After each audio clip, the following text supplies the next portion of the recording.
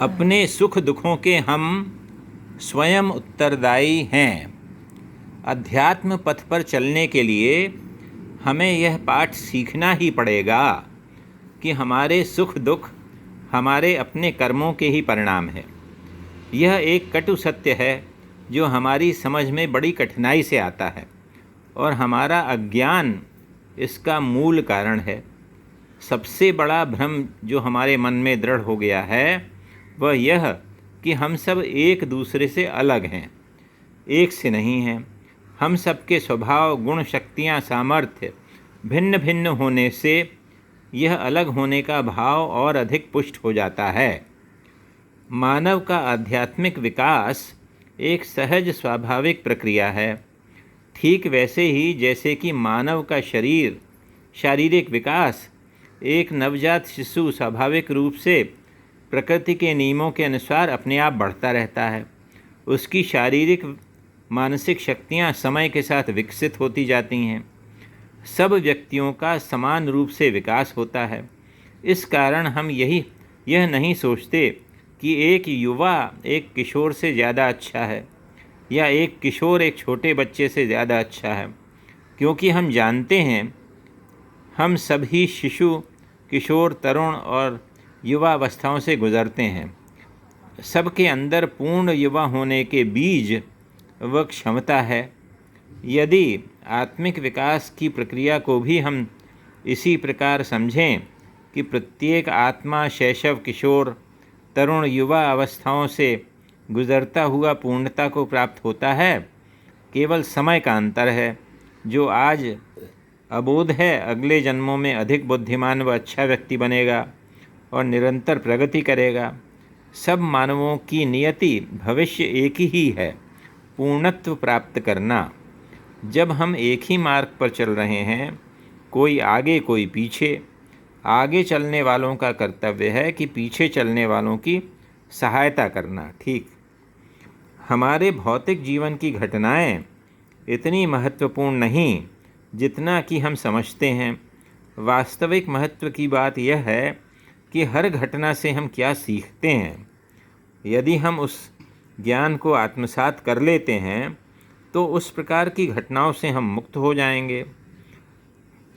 Thomas Merton ने कहा है, in all that happens my one desire and my one joy should be to know here is the thing that God has willed me to do, and in accepting this I can give back His love to him and grow up in his will।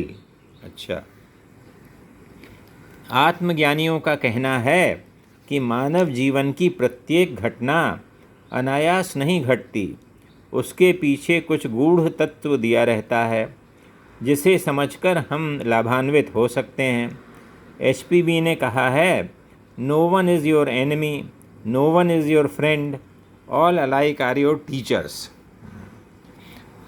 जब हमारे जीवन में कोई प्रतिकूल घटना आती है और हमारा मन दुखी होता है तो हमें तुरंत यह सोचना चाहिए कि अवश्य ही हमने भी किसी को इस प्रकार दुखी किया होगा। उसका एहसास कराने हेतु वही घटना हमारे साथ घटी है। अतः हम सचेत हो जाएं, ऐसा दुर्व्यवहार फिर कभी नहीं करेंगे। पहले जो कभी किया उसके लिए हम क्षमा प्रार्थी हैं। ऐसी भावना से उस दुख के तत्वों को दुखी करने वाले व्यक्ति को भूल जाएं, और यह तो हमें शिक्षा देने का माध्यम है। एक बार बुद्ध भगवान भ्रमण कर रहे थे। एक व्यक्ति अनायास उन्हें अपशब्द कहने लगा। उनके शिष्यों को क्रोध आया, पर बुद्ध जी ने उन्हें शांत करके कहा, मैं देख रहा हूँ कि किसी पूर्व जन्म में मैंने भी इसको अपशब्द कहे थे, और शांति चित्त से आगे बढ़ गए। जीवन में जो दुख और कठिनाइयाँ आती हैं वे हमारी शक्तियों को विकसित करने का अवसर प्रदान करती हैं।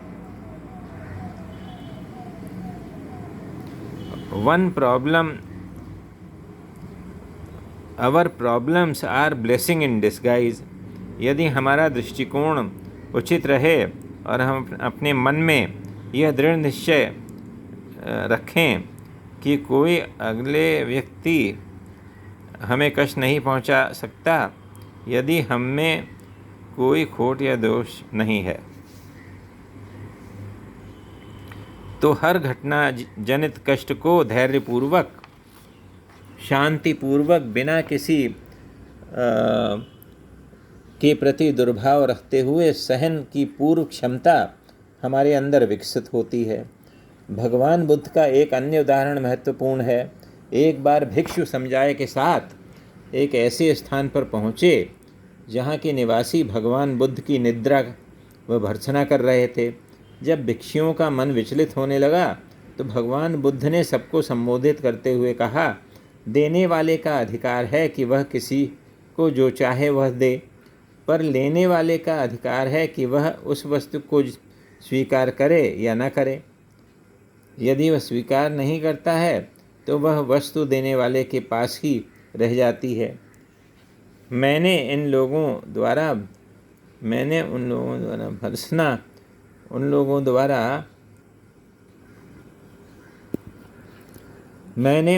द्वारा भर्त्सना व निंदा के अशोभनीय शब्द स्वीकार नहीं किए।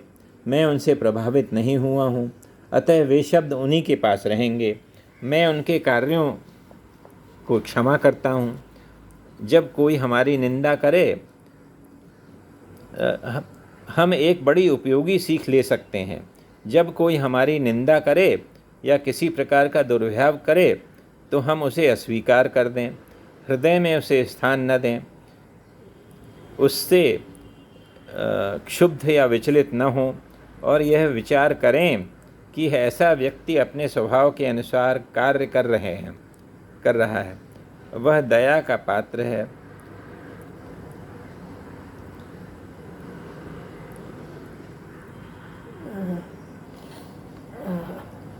उसे हृदय से क्षमा कर दें। यदि सभी अशोभनीय व्यवहारों में हमारी ऐसी ही प्रतिक्रिया रहे तो निसंदेह हम में धैर्य आदि का हम में धैर्य, सहिष्णुता व क्षमा के दैवी गुण विकसित होंगे और उधर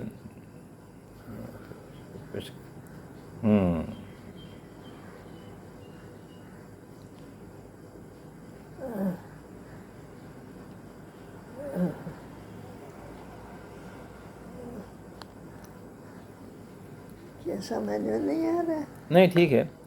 यदि सभी अशोभनीय व्यवहारों में हमारी ऐसी ही प्रतिक्रिया रहे तो निसंदेह हम में धैर्य, सहिष्णुता व क्षमा के दैवी गुण विकसित होंगे और दुर्व्यवहार करने वाला व्यक्ति अपने ही कार्य से लज्जित होगा। हम अपने मन में दृढ़ विश्वास रखें कि कष्ट, कठिनाइयाँ और प्रतिकूलताएं मानव जीवन में दो ही कारणों से आती हैं, या तो हमारे पिछले कर्मों के फलस्वरूप बुरे संस्कारों व दुर्व्यवहारों से हमें मुक्त करने के लिए, या फिर हमारी शक्तियों जैसे बुराई से लड़ने की शक्ति, धैर्यपूर्वक कष्ट सहने की शक्ति, मन को शांत व अविचलित स्थिर रखने की सामर्थ्य और अति निंदनीय व्यक्ति को भी ईश्वरीय संतान होने के नाते अबोध समझकर आत्मिक विश्वास में अभी शैतान शैशव स्थिति में होने के कारण उसे क्षमा करके अपने अंतःकरण को निर्मल करने की क्षमता प्राप्त होती है। तो ये समाप्त हो गया माँ।